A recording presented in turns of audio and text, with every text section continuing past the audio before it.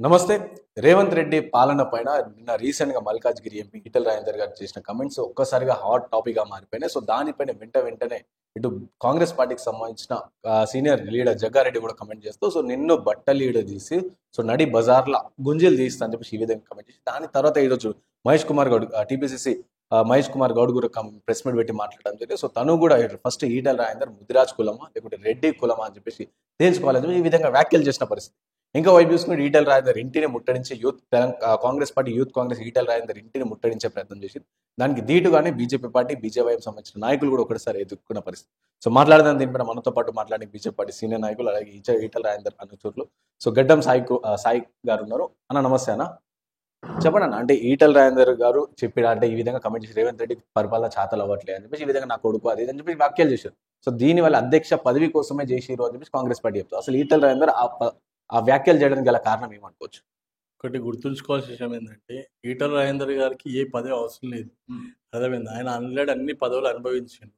ప్రజలు ఇచ్చేటువంటి పదవి ఆయనకు కావాలి, ప్రజలు ఇచ్చే పదవులు తీసుకుంటున్నాడు, నడిపిస్తూ ఉన్నాడు. ఒక పదవి కోసం ఇదంతా చేయాల్సిన అవసరం లేదు. ప్రజలు ఒకటి ఎంపీ అని ఒక పదవి ఆయనకు అప్పచెప్పారు. 4 లక్షల మెజార్టీతో గెలిపించారు. ఆయన యొక్క ఏరియాలో ఏ సమస్య వచ్చినా కూడా అడ్రస్ చేస్తూ ఉన్నాడు. గతంలో బాలాజీ నగర్లో ఉన్నటువంటి కుటుంబ నియంత్రణకు ఇచ్చినటువంటి ఇల్లులను గులగొడతా అని చెప్పి పోతే మార్క్ చేసిపోతే అక్కడికి వెళ్ళి నిలబడి స్వయంగా కలెక్టర్తో మాట్లాడి, అదేవిధంగా అక్కడ ఉన్నటువంటి అధికారులతో మాట్లాడి, ఎంఆర్ఓతో మాట్లాడి, పొంగిరెడ్డి శ్రీనివాసరెడ్డి ఫోన్ చేసి సోమవారం కూలగొడతాను, ఇల్లులు గట్ట మీరు కూలగొడితే మాత్రం నేను ఇక్కడనే అడ్డంగా పడుకుంటా, మీరు రండి, మీ బుల్డోజర్లు ఎట్లా వస్తాయని చెప్తే అక్కడ బాలాజీ నగర్ యొక్క ఇల్లులు అక్కడ ఆగిపోయినాయి కాబట్టి, కూలగొట్టడం ఆగిపోయింది కాబట్టి నిన్న వచ్చిన సమస్య ప్రజలు పోతే అక్కడికి పోయి అడ్రస్ చేసిండు. ఆ చేసిన సమస్య సందర్భంలో ఏం చెప్పడం జరిగిందంటే, ఇక్కడ ఒక ఇల్లు కూడా ఊరుకొట్టొద్దు, మీరు హైడ్రాని పెట్టుకొని ఊరికి హైడ్రామాలు చేస్తూ ఉన్నారు. మీరు 2024 తర్వాత వచ్చినటువంటి పర్మిషన్లు ఏమైనా కూడా రాకుండా కట్టినట్టయితే వాటిని మేము అక్రమ కట్టినట్టయితే మేము కూల్చుతామని చెప్పి చెప్పారు. అవి ఆల్రెడీ 5 సంవత్సరాల కింద ముందే కట్టిన వాటిని మీరు నోటీసులు ఇచ్చి మళ్ళీ ప్రజలను భయాందోళన గురి చేస్తూ ఉన్నారు, ఇబ్బంది పెడతా ఉన్నారు. ఏం తమాషా చేస్తారా? తుగ్లక్ పరిపాలన నడుపుతా ఉన్నారు. ఎంతసేపు ప్రజల్ని ఇబ్బంది చేసే పని చేస్తూ ఉన్నారు. ఏం పరిపాలన మీది? నా కొడుక మీకు మంచిగా ఉండదు, పద్ధతి కాదని చెప్పారు. దాంట్లో ఏమన్నారు? దాంట్లో తప్పేమున్నది? మీరు చేసే పరిపాలన ప్రజల్ని ఇబ్బంది పెడితే వచ్చిన నొప్పి మీకు లేదు, కానీ ఒక నాయకుడు అనే వరకు ఎంత నొప్పి వస్తుందా? దమ్ముంటే జగ్గారెడ్డి పోయి అక్కడ ప్రజలకు ఇబ్బంది పడుతున్నారు, ఆ ఇబ్బంది పడుతున్న ప్రజలు ఇబ్బంది పడుతున్నారని చెప్పు సీఎం గారికి. ఇది నిజంగా కింద రిపోర్ట్ వేరే ఉన్నది, ప్రజలకు ఇబ్బంది అవుతుందని చెప్పి చెప్పాలి. మహేష్ గౌడ్ పోయి చెప్పు. ఆడ కూర్చొని ఏసీ రూమ్లలో కూర్చొని మాట్లాడితే కాదు, ప్రజలు ఏం బాధపడుతున్నారు, ఎంత ఏడుస్తున్నారు, వాళ్ళ బాధ ఎంత ఉన్నది, ఒక్కొక్కటి ఇల్లు కట్టుకుంటే కూలిపోతుంటే వాళ్ళ యొక్క గోస ఎంత ఉన్నది, వాళ్ళ శాపం ఎట్లున్నది, వాళ్ళ బాధ, వాళ్ళ గోస, వాళ్ళ అప్పులు అవన్నీ ఓటు తీస్తాడో అంత విని రిపోర్ట్ తీసుకొని పోయి మీ సీఎం గారికి చెప్పు, లేకపోతే ఇంటెలిజెన్స్ రిపోర్ట్ తెప్పించుకో. ఇదే కదా ఈటెల రాజేందర్ గారు మాట్లాడింది. ఏమైందా అని ఇంటెలిజెన్స్ వ్యవస్థ నీకు లేదా, ఎందుకు ఇట్లా ప్రజల్ని ఇంత ఘోరంగా హింసిస్తున్నారు అని చెప్పి చెప్పడానికి. ఇదంతా ఏంది? మీరంతా రేపు మూసి పేరు పెట్టుకొని డబ్బులు సంపాదించడానికి కదా చేసేది. మొన్న మేము రేవంత్ రెడ్డి గారు పిలిచింది ఎందుకు? రేవంత్ రెడ్డి గారిని రాహుల్ గాంధీ గారు పిలిచింది ఎందుకు? మూసి స్టార్ట్ చేస్తావా, స్టార్ట్ చేయవా, ఏంది అని బెదిరించడానికి కదా రాహుల్ గాంధీ పిలిచింది. 48 సార్లు అపాయింట్మెంట్ ఇవ్వకుండా ఈరోజు పిలిచిందంటే అర్థం ఏంటిది? మూసి ప్రక్షాళన చేయాల్సిందే, నువ్వు మూసి బ్యూటిఫికేషన్ చేయాల్సిందే, అక్కడ చుట్టూ కమర్షియల్ స్టార్ట్ చేయాల్సిందే, ఇల్లులు ఊడగొట్టాల్సిందే అని చెప్పి హెచ్చరిక చేసిండు.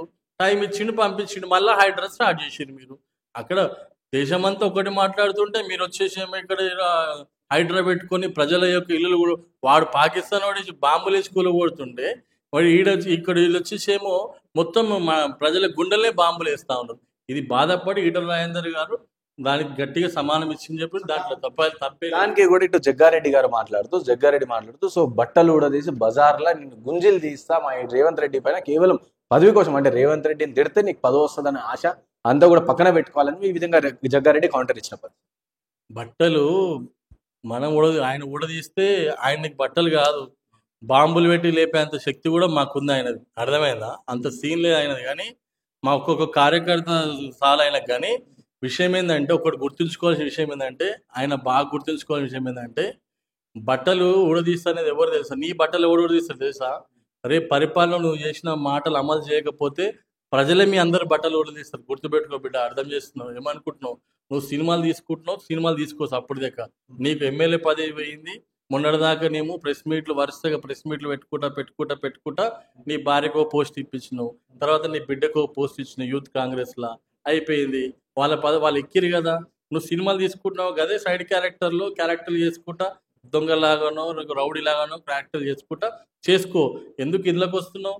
మళ్ళీ ఏం చెంచగిరి చేయడానికి వస్తున్నావు? అసలు నువ్వు ఈటల రాజేంద్ర అనే శక్తి అనేది నీ స్థాయి ఏంది అసలు? ఆయన గురించి మాట్లాడుతున్నావు. లేదు తుపాకి పట్టుకొని తిరుగుతా ప్రజల అంటే ఎవరిని బెదిరిస్తున్నావు? అంటే ప్రజలను కాలుస్తావా? ఎవరిని బెదిరిస్తున్నావా నువ్వు? నీ తమాషా ఉంటే నీ ఇంటికాడ చూయించుకో. ప్రజల మీద నాయకుల మీద చూపిస్తే ఊరుకునేది ఏం లేదు. కబడ్దార్ అని చెప్పి తెలియజేస్తా ఉన్నాం. నీకు చిత్తశుద్ధి ఉంటే ప్రజలు ఎక్కడ బాధపడుతున్నారు, ఏమవుతుంది అనేది కరెక్ట్గా మీ ఇన్ఫర్మేషన్ సీఎం గారికి ఇవ్వండి. అనవసరంగా చెంచగిరి చేసుకుంటా మాటలు చెప్పుకుంటా నువ్వు నీలాంటి వాడు ప్రెస్ మీట్ పెడితే హేళన ఉంది. ఒక్కసారి ఇది వినండి. మీరు ఒక రేవంత్ రెడ్డి తీసి మాట్లాడంటే కాదు, అది ఎక్కడున్నారా మీరు? ఆడున్నారా మీరు ఎక్కడున్నారు? మీరు అంతా మొన్న రోజుల మీదకి వచ్చి మీరు మాట్లాడేది మాకు లేదా? నా దగ్గర లేరా? నేను విజిల్ వేస్తే 10,000 మంది నడుచుకుంటూ వస్తారు సంక్రాంతికి వచ్చి, నాకు లేదా? పూటకు ఒకటి యాస మాట్లాడు, రాత్రికో పొద్దునకో మాట మాట్లాడు. రేవంత్ రెడ్డిని పట్టుకొని నేను 10,000 మందిని తీసుకొని వస్తాడు. అప్పుడు ఎక్కడ వేరు యూత్ కాంగ్రెస్ వాళ్ళు? ఎక్కడ వేరు? నిజంగా చిత్తశుద్ధి ఉంటే యూత్ కాంగ్రెస్ లో అప్పుడు ఈ జగ్గారెడ్డి ఇంటికి పోవాలి కదా, ఎందుకు పోలేదు మరి? ఎక్కడ వేరు ఇక్కడ కాంగ్రెస్ నాడు? ఎక్కడ వేడి మహేష్ గౌడ్? అప్పుడు ఇలా చిత్తశుద్ధి ఉండాలి కదా. మాట్లాడితే ఒక పద్దు ఉండాలి. మాట్లాడుతున్నప్పుడు ఈటల రాజేందర్ గారు తెరిచిన పుస్తకం. మీకు చిత్తశుద్ధి ఉంటే ఈటల రాజేందర్ గారు ఆర్థిక మంత్రిగా ఆయన అనుభవాన్ని క్లియర్గా చూపించారు. రాష్ట్ర ప్రభుత్వం ఆర్థిక వ్యవస్థ ఎక్కడ దెబ్బతినలేదు, ఆర్థిక వ్యవస్థ దెబ్బతిన్నదని ఎందుకు అట్లా తప్పు చెప్తున్నావు ప్రజలకి? 30,000 కోట్ల లాభం నుంచి ఈరోజు 1,30,000 కోట్లకు వచ్చింది. నువ్వు అనవసరంగా ఈ యొక్క రాష్ట్రాన్ని ఆ యొక్క ఔన్నత్యాన్ని దించుతున్నావు, ఇది పద్ధతి కాదు అని చెప్పి చెప్పడం జరిగింది.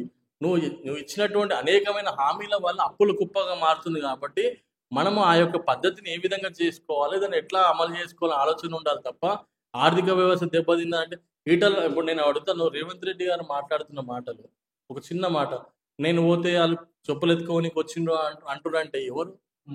రేవంత్ రెడ్డి గారు ఎవరు? మా రాజు, మా రాష్ట్రానికి రాజు. అయినా మేము ఎవరమైనా కూడా ఆయన కిందనే. ఎందుకంటే మేమందరం కూడా ఆయన పరిపాలనలో ఒక మెంబర్లం. మేమందరం కూడా ఆయన మా రాజు అని మేము అనుకుంటాం. మా రాజు దొంగతనంగా చెప్పులు ఎత్తుకొని వస్తున్నా మాట మాట్లాడితే అంటే మేము అందరు దొంగలం, అంతే కదా? దొంగ రాజు కింద దొంగలం ఉన్నట్టే కదా. మేము ఏం మాట్లాడుతున్నారు అసలు? అంటే ఈ రాష్ట్రాన్ని మీరు ఏం చూపిస్తారు? పెట్టుబడులు ఎట్లా వస్తాయి అనుకుంటున్నారు? అసలు ఈ రాష్ట్రం సైడ్ ఎందుకు చూస్తారు? అప్పులు కుప్పగా మారిపోయి ఇప్పుడు శ్రీలంక సైడ్ ఎవడన్నా పోతాడా? పాకిస్తాన్ సైడ్ ఎవడన్నా పోతాడా? ఆఫ్ఘనిస్తాన్ సైడ్ ఎవడన్నా పోతాడా? ఎందుకు? ఆ ఒక్క కంపెనీ పోదు అటు సైడు. ఈరోజు ఈ విధంగా మాట్లాడితే అరే హైదరాబాద్ చుట్టూ గతంలో చేసినటువంటి చంద్రబాబు నాయుడు యొక్క నాయకత్వంలో ఎంతో డెవలప్మెంట్ జరగడం వల్ల ఇక్కడ హైటెక్ సిటీ ఏర్పడి వేలాది కంపెనీలు వచ్చిన తర్వాత నువ్వు ఈరోజు ఇట్లా మాట్లాడితే ఐటీ మీద ఎంత ఇంపాక్ట్ పడుతుంది? అది ఆలోచన చేయాలి కదా. నీ లోపల ఉంటే లోపల 4 గోడల మధ్య కూర్చొని ఐఏఎస్ ఐపీఎస్ కూర్చొని ఏ విధంగా చర్చ చేయాలని చర్చించాలి. నన్ను కోస్తే రూపాయి రాదు, నేను చేయలేను, పైసలు లేవు అంటే అది పద్ధతి కాదు కదా. చెప్పుకునే విధంగా సరే నువ్వు చెప్పుకున్న మంచిదే ఉంది, కానీ ఇట్లాంటి మీరు మాట్లాడుతున్న మాటల వల్లనే ఇవన్నీ మాట్లాడాల్సి వస్తుంది. అసలు అంటే చాలా చిన్నగా మాట్లాడుతున్నారు రేవంత్ రెడ్డి గారు కూడా. అవి ఆలోచించుకోవాల్సిన విషయం. ఎందుకంటే ఇది మంచిది కాదు, ఇది మంచి పోకడ కూడా కాదు, రేపు వచ్చే యువతరానికి ఇది మంచి దిక్సూచి కూడా కాదని చెప్పి తెలియజేస్తాం. సైడ్ మహేష్ కుమార్ గౌడ్ గారు ఈరోజు ప్రెస్ మీట్ పెట్టి వారు కూడా చెప్పారు, ఫస్ట్ ఈటల రాజేందర్ రెడ్డి ఏం మాట్లాడుతారో, ఇంకోటి ఈటల రాజేందర్ రెడ్డి కులమా లేకుంటే ముదిరాజ్ కులమా ఫస్ట్ తెలుసుకోవాలి అని చెప్పి ఈ విధంగా అంటే ఈ కులమా అని చెప్పి ఈ విధంగా మాట్లాడుతాను. మీరేమంటారు?